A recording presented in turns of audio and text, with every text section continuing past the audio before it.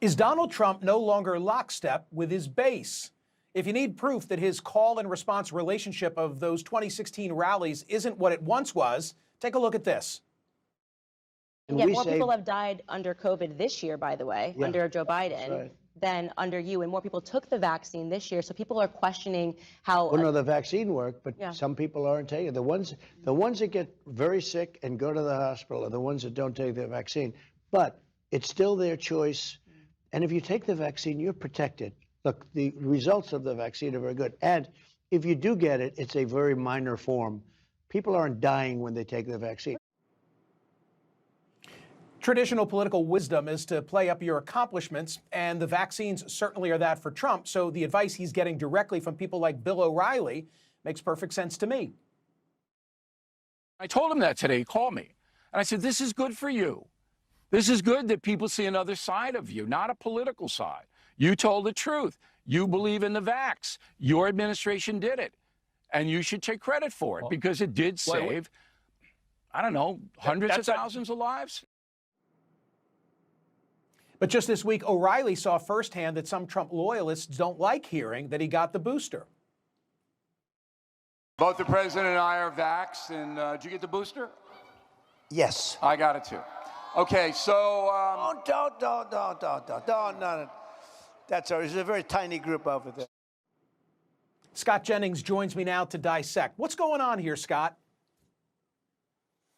Well, I think President Trump, first of all, should be credited for saying the right thing. And I think to be fair to him, he has said this throughout the year, not as forcefully as he had in the past week, but in February, everybody get your shot. March, I would recommend it. April, the vaccine is a great thing. July, I recommend you take it. August, once you get the vaccine, you get better. So throughout the year, since he left office, he has said the right thing on the vaccine. What's true this week, I think, Michael, is that it's been far more forceful, and it's been done in the face of some booing, and it was done in an interview in which the interviewer, Candace Owens, was about to unfurl a massive conspiracy theory and misinformation about the vaccine, and he interrupted her, and he stopped her, and he corrected her, and he forcefully made the case for the vaccine. That's what's different, is the forceful nature of it, and I think, frankly, it's because he sees advantage in this. He thinks Joe Biden is failing. He thinks he's flailing. He thinks there's room to run politically, and he is taking advantage of it.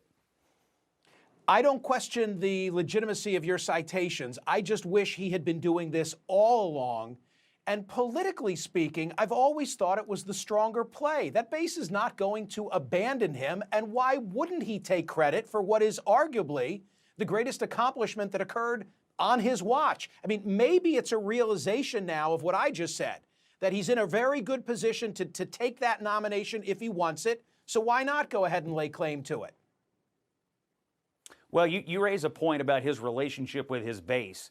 And in many cases, he didn't lead the base. The base led him. It's one of the core reasons he was never able to make a big deal on immigration. A deal was there to be made, but he feared backlash from his base. And so I think on this particular case, what's noteworthy is that he's apparently set that fear aside, and he's decided to be more forceful about something on which his base feels very passionate, which is, this vaccine hesitancy or anti-vaccination altogether. So it's noteworthy that he is standing up to them and trying to lead them. Now, the question is, will it cause anybody to change their behavior? I've always been skeptical that people who don't want the vaccine today are waiting for any politician to tell them what to do or to get medical advice from a politician. But it is a good thing that he's saying what he's saying, and he's not allowing himself to be led down a very, very negative road when it comes to this point she was making. Well, people took the vaccine, more people are dying. I mean, it's ridiculous. It's bunk. He knows it, and it was good that he stood up. My view is he ought to be speaking more about this issue in the very manner that he did, and not another issue for which we're going to see an anniversary in the first week of January. Let me put on the screen something Karl Rove wrote in the Wall Street Journal that resonates with me. He said, still, Mr. Trump's political sway won't be measured only in primary victories, but also in how many of his favorites fare in general elections in swing states and competitive districts. Here's the key part. All these candidates face a critical choice. Should they focus on Mr. Trump's claims that the 2020 election was stolen to protect their endorsement, or should they make their race about providing a check on President Biden and risk incurring Trump's wrath? My point, Scott, is this. Trump ought to be talking all about, Operation Warp Speed and not relitigating the events of January 6th. What are your thoughts?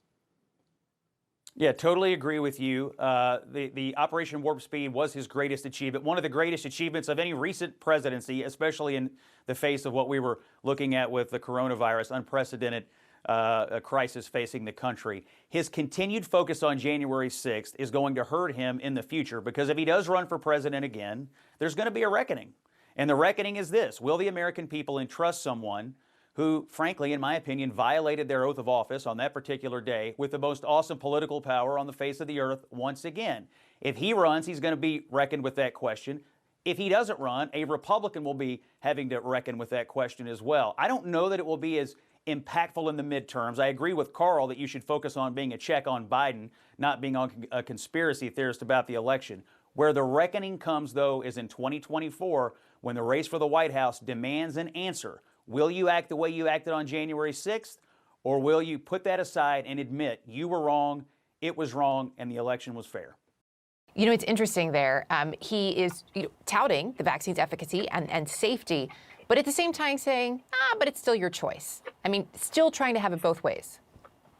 Yeah, Erica, for sure, former President Trump trying to thread the needle there. You know, this message that vaccines work is one that public health officials, scientists, the current administration had wished for months that the former president took. They wished he'd taken that position when he was the president, and when so many of these public were set. That's become a huge cultural divide, right? Right now, the former president is obviously trying to take advantage of the fact that those vaccines were made during his presidency. He's trying to position himself as someone who saved lives.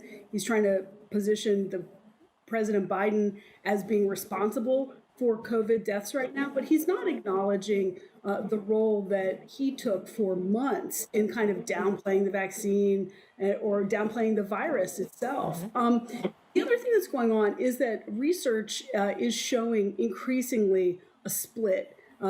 And what it's showing is that people who live in counties that voted for former President Trump are much more likely, like 2 to 3 times more likely to die from deaths related to COVID-19.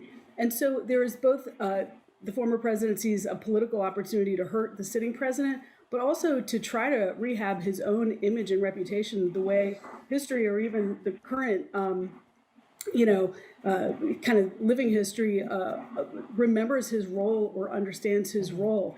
And the truth is that in downplaying the vaccines and the virus for many, many months, he helped set many of the patterns that have led to this bifurcation now that's made it harder to put the pandemic under control. Yeah, and perhaps one of the best examples of that we saw earlier this week when he said he was boosted and was booed by that crowd that was there to see him.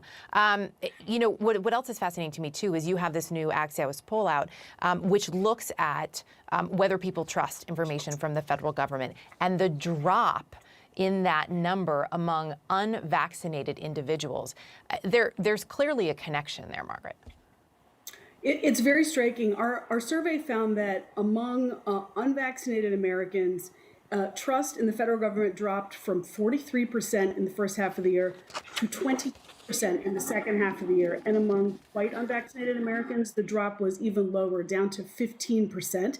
Some of that is because the pool of unvaccinated is more concentratedly against the vaccine, right? I mean, if you were unvaccinated in June, maybe you just weren't sure, but you finally did it. If you're unvaccinated now, you've made a conscientious choice. You are dug in, you are one of the hard resistors, but that trust level is so low. The other really, really interesting thing that we found in the survey is that these two groups of unvaccinated Americans, Republicans and Black Americans, behave very differently. Overwhelmingly, Black Americans who have decided not to take the vaccine are wearing masks, do take the science seriously, are very worried about the virus, are trying to social distance. This other group, Americans who identify as Republicans, much less likely to wear masks, much less likely to social distance, still much more likely to say they have returned to normal life.